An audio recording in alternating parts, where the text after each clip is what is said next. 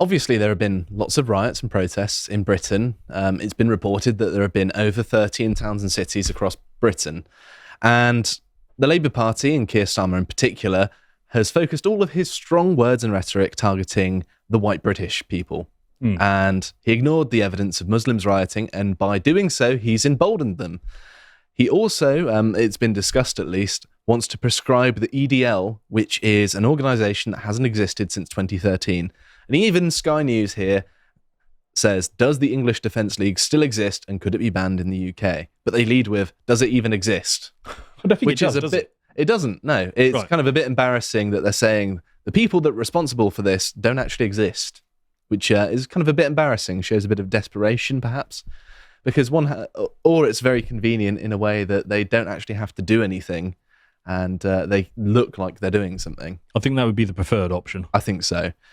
So what has this emboldening of the Muslim population actually done? Well, they heard about this EDL thing, and there were rumours of an EDL protest in Broadersley Green, Birmingham, and they were basically called to stand guard of the village centre, local shops, and hospitals. I don't know why people target a hospital, to be honest. But there we go. So because of this misinformation, basically, loads of Muslims went out and guarded these places. So here they are, guarding their neighbourhoods. Let's have a look at this. It's not really the Coldstream Guards, is it? You know, standing rigidly to protect you. I'm going to turn the volume off because it's loud. But if you're listening, there's lots of cars driving around a roundabout very quickly, mainly German cars, mainly expensive cars. You know, your BMWs, your Audis, maybe even a Mercedes somewhere. But yes, they basically blocked off an entire road, and you can see they're just letting through certain cars, which is in the business called foreshadowing. And yeah, this doesn't seem to be guarding. There are many people covering their face.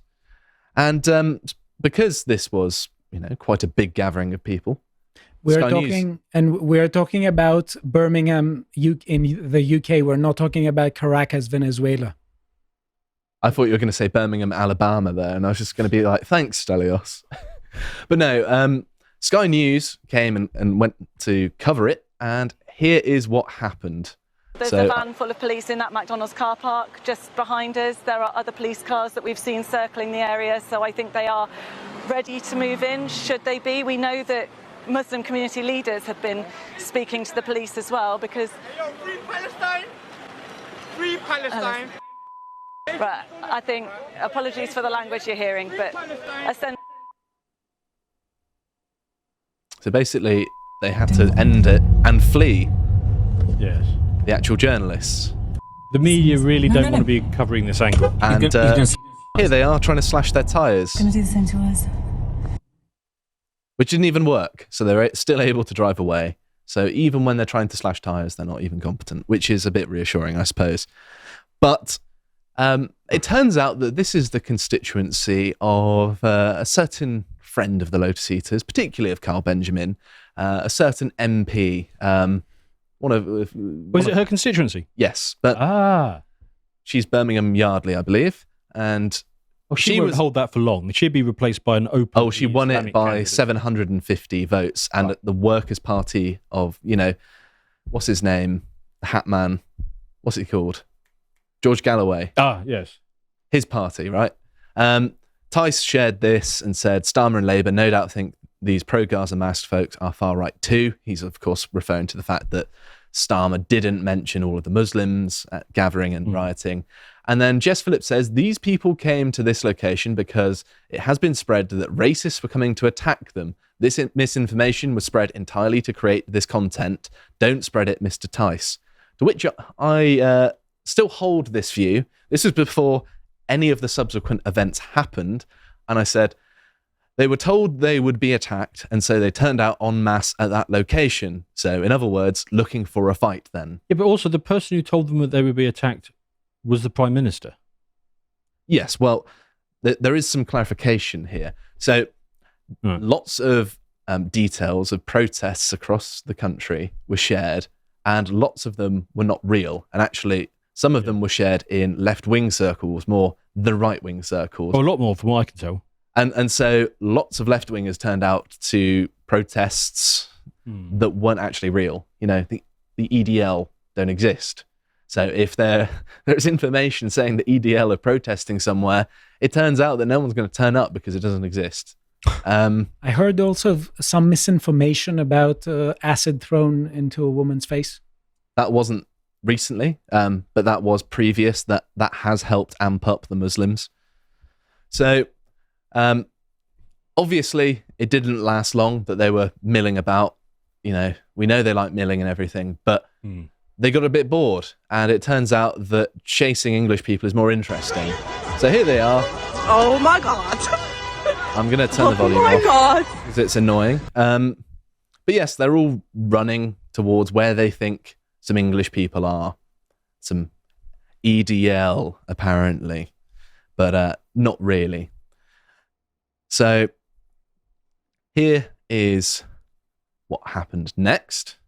They began looking at cars, seeing if people were turning up because they were told there would be a protest there. They were so scared of being attacked that they had to run out of their way and look in cars that were passing by.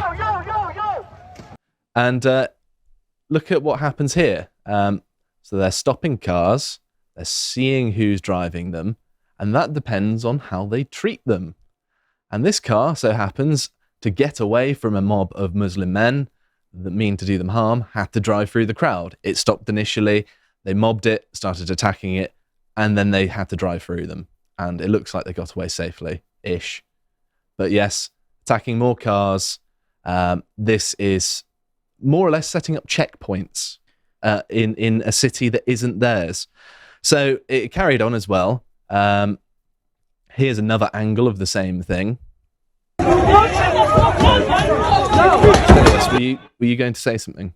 Yes, I was going to say that this is clear violation of the law. And Keir Starmer has emboldened people to break the law because he did the unthinkable as far as law enforcement is concerned. He went out and he told in advance that he is going to side with one among rival communities. This is unthinkable as far as law enforcement is concerned. Believe it or not, yes, breaking cars is against the law. Well observed. Well, and plus, because let's say, you know, that guy, when he was trying to get away, he hit a tree or something, and they smashed the windows and dragged him out and killed him. The police then turn up, start knocking on doors and saying, we want to identify the people who did the killing. Speak to the police, will they? They will get away with it. Yeah, of course, because they have a community focus of not cooperating with the police. And we've seen this on show. We've seen it with the Muslim demonstrations in other areas where they're literally saying, we don't need you, we can defend ourselves, you know, leave us alone, you're getting in our way, basically. That is the sentiment that's being expressed by a lot of these people. Insane escalation of this whole conflict is going to get people killed. He needs I don't doubt it. He needs to tone it down. So then, not content with attacking random cars passing by, they targeted something that is a vestige of English culture, a pub. And I saw a live stream of them going to this pub. They were just going around looking for people. They were looking for trouble. It wasn't that, you know, the pub had given them particular grief. It wasn't any particular reason for it, but they began attacking it. So let's play this and mute it a little bit. So here they are, all crowding around the pub, attacking it. The Clumsy Swan, it's called, in Birmingham. So there was also a particularly egregious video. I shouldn't really play the whole thing because it's a pretty severe beating, but I'm going to basically skip through little snippets so you can see roughly what happened. So there's one lone man out, locked outside of the pub with all the Muslims outside. Can you guess what happens next? They beat him. Yes. All of them beat him. One man. So you can see here, they start kicking him. Not going to show it. But eventually, he's basically taking shelter under this table, and more people turn up. And of just beating him on the ground when he's lying on the ground under the table, trying to hide. What did Jess Phillips say about this? Because we'll get to that. We'll get to good. Hold your horses. So yes, the people in the pub locked the doors. Otherwise, the Muslims would have come in and caused a lot more problems. And then the BBC's reporting on this was very interesting. So here's Phil Mackey from the BBC.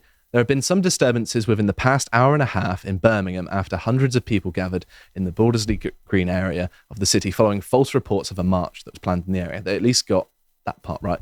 Several vehicles and pubs have been attacked by groups of youths, just groups of youths, who broke away from the main demonstration and were wearing masks and carrying weapons.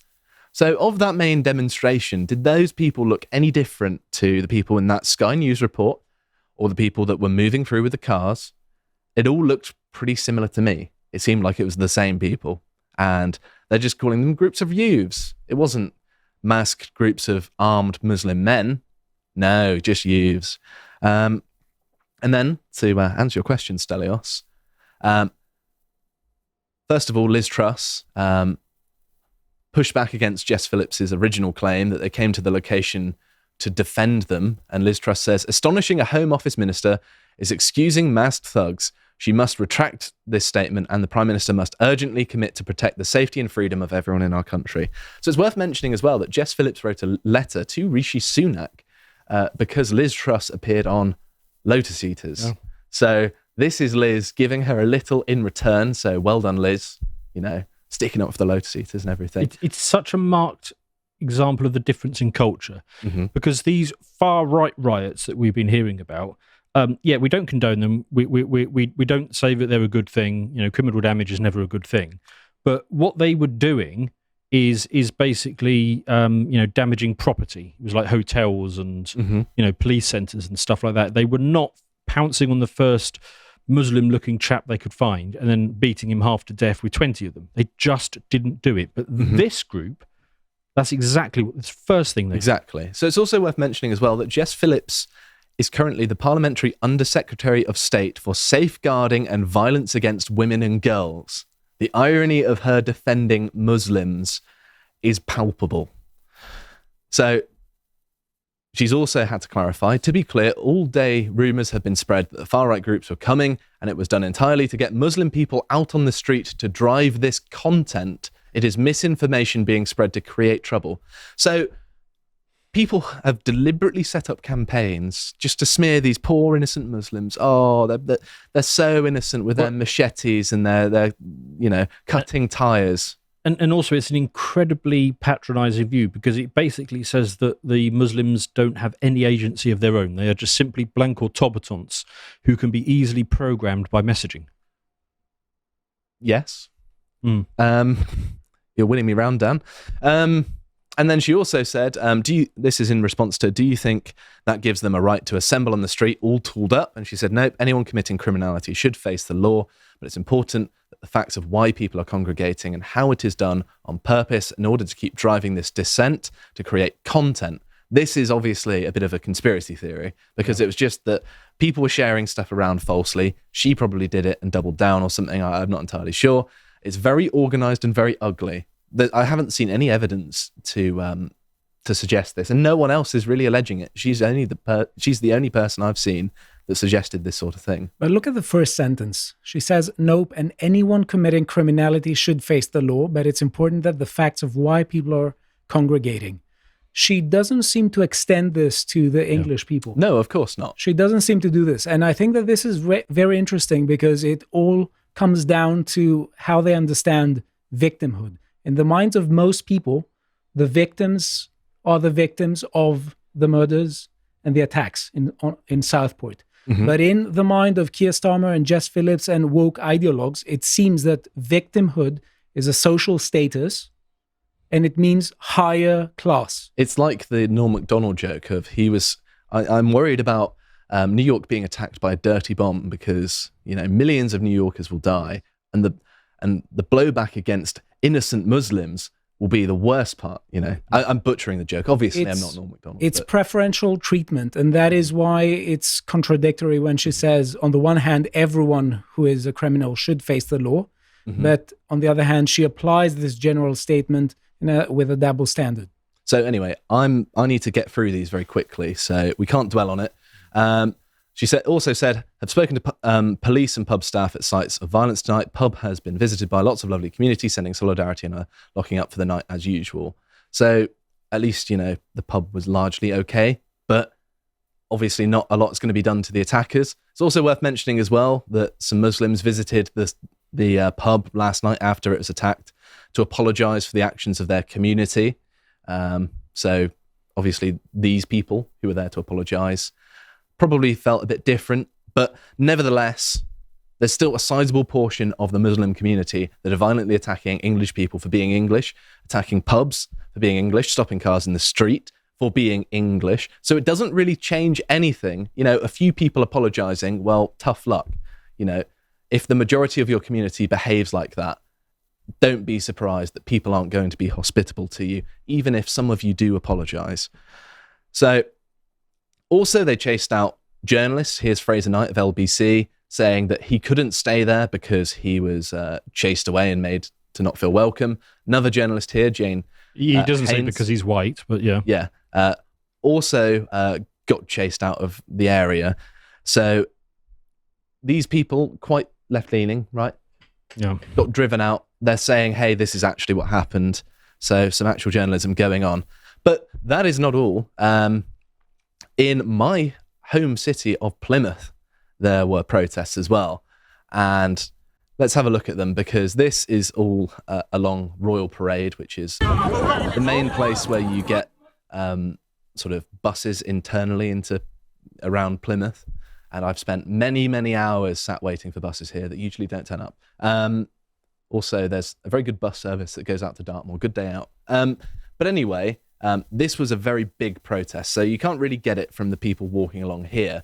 But you can see at this part of the street, it's going all the way from the centre here along up here. And this is later on down the line when there starts to be a bit more trouble. It starts getting a bit more rowdy as it gets more crowded.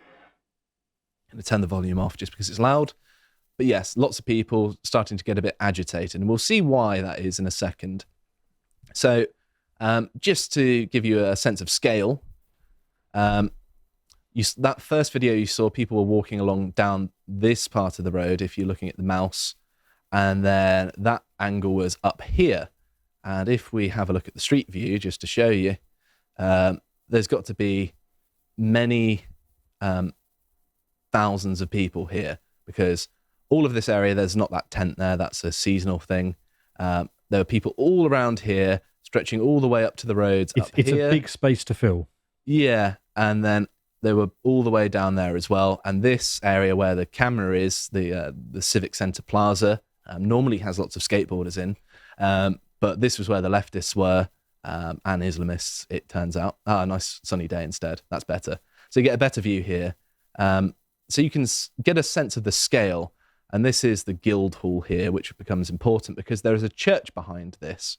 And we'll see some scenes of that in a second. Interesting that there's a police car there.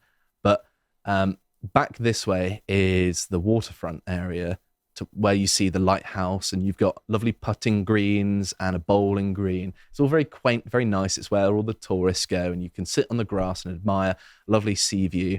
Spent a lot of time up there. So first of all, I want to salute my Plymouth brethren and say, get on you, Janners, for this one. Communist scum off our streets! Communist scum off our streets!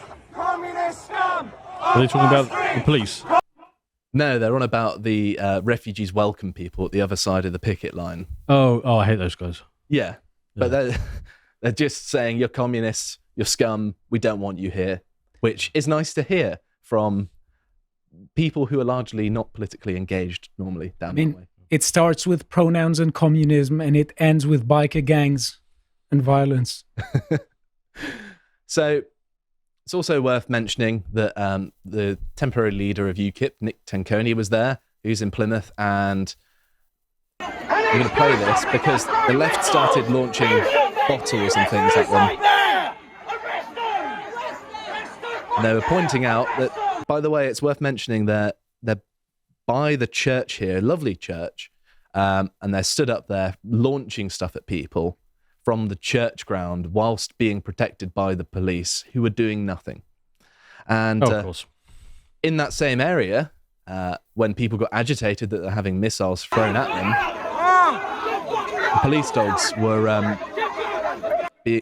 it's difficult to tell actually whether they're being used because they still have their muzzles on, and I'm not sure whether the dogs were just getting overly excited, because you can see the dog goes for him and then the guy pulls him right back, and then there's another police dog officer, I don't know what they're called, canine officer, who's holding the collar of the dog, trying to keep them away. So it could just be that the dogs were out of control here, because a lot of people were just kind of stood there. Well, the leftist throwing bottles are out of control, and as you say, the police are just guarding them. Mm-hmm. So there were also a few drunk people. This guy on the live stream that I watched was constantly drunkenly going up to the police and just being a little bit of a nuisance. And there was a sort of view of, we'll give you a little tap if you get too close, but we'll humour you, we won't arrest you. He's obviously just drunk and being silly. It's the sort of... it feels strange to call it a lighter touch. There's a big difference in scale here. You know, the white guys are getting a bit drunk and having a bit of a wobble. Mm-hmm. And as we saw earlier in your segment, the Muslim guys are basically attacking people en masse and beating them. Yes. So this guy, I think, was being humoured a little bit by the police. And I think that they didn't need to hit him with the riot shield. I think that's a little bit unnecessary. But it does seem like he was being a bit aggressive. But still, I don't think it should have happened. And then this, when I first saw it, I watched this happen live, made me feel sick. So this is the waterfront, the lovely touristy area. And at the minute, they're on the putting greens and the sort of green where people play football and have like barbecues with their family. And I'm going to play this. So just to tell you what's happening here, the protests have moved up to the waterfront.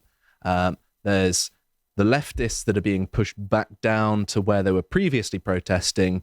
And then the right-wingers, I think, are following up behind the police line. So the police have then turned to the left, and bottles are being thrown over the police at the left-wingers to get rid of them. And why is that, you might ask? Well, wait and see. See the right police there.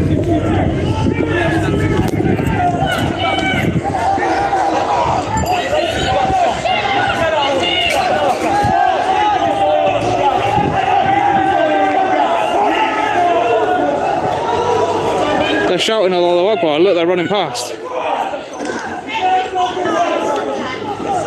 So basically, a bunch of people with knives shouting Allahu Akbar. There weren't that many of them because it's Plymouth. Plymouth is 95% white, and the next significant demographic after that is Chinese, who commit even less crime than the natives do. And so a place that is 95% white is still getting Islamic mobs. Nowhere is safe. So what was happening with the riot police in that? I couldn't quite. They were just. We'll get to that in a second. So they're slowly pushing them up. Fucking hell! That's what it seems to be happening. So the riot police are trying to push the Islamics back, are they? It seems like it, yeah. Okay. I mean, that seems unusual. I mean, I thought they would just immediately slam a white woman to the ground and stamp on her or something. This is a largely white majority area, don't forget. It's amazing what that can do to the culture. But yes, the interesting thing is this guy who's filming then goes and tells a police officer about it.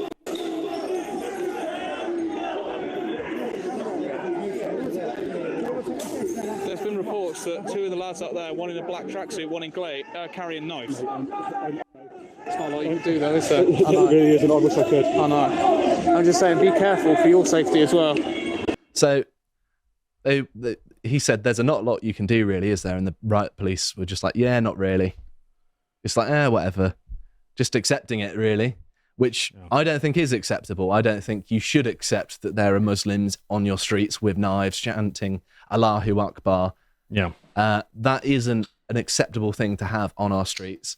I don't think the police should be saying that. I think they should be treating them with the full force of the law, going in, arresting them immediately. That's what they should be there for, right?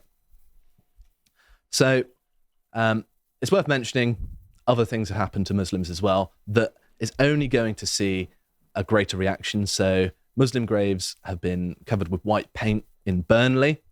And then I don't know the origin of this video, but it's being shared around anyway, of a Muslim man holding an AK saying that he's coming for the EDL. I should probably play the audio so you know. We're a bit of a time machine then. Yeah, I know. Let's have a look. Let's have a listen, shall we? If it plays. I might have to refresh it. Thanks, Twitter. But would it be fair to say the upshot of your segment is that this thing is not really calming down? Yes, it doesn't seem to be. In fact, it seems to be ramping up.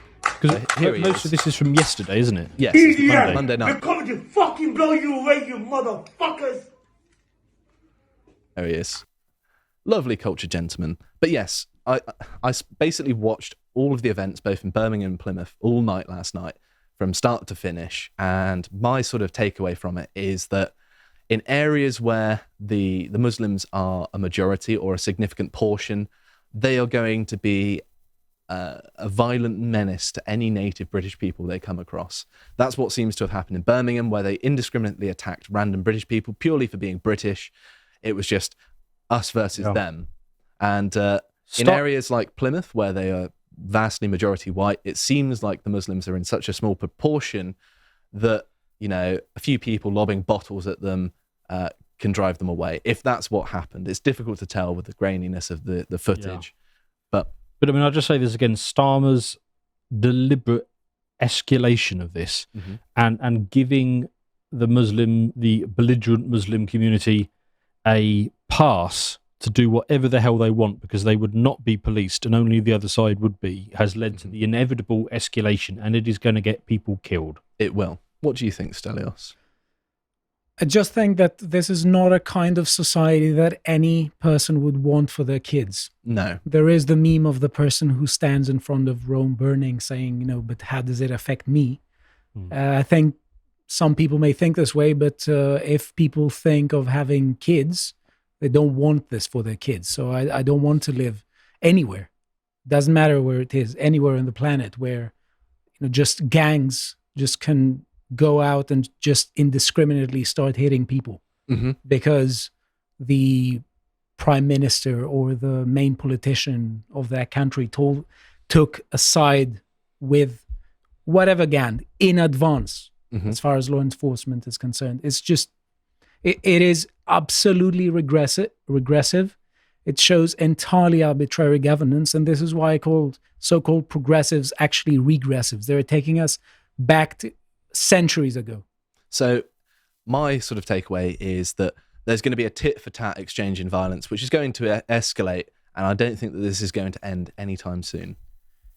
I hope you appreciated that segment from the podcast The Lotus Eaters. And if you want to see what else we're doing, you can follow Dan's series, Brokenomics, where he talks about broken systems. And if you want to see all the other work that we're putting out and you don't want to miss anything, you can follow us on Twitter. We always post links to all of the work we're putting out, so you don't miss a single thing. Thank you for watching, and goodbye.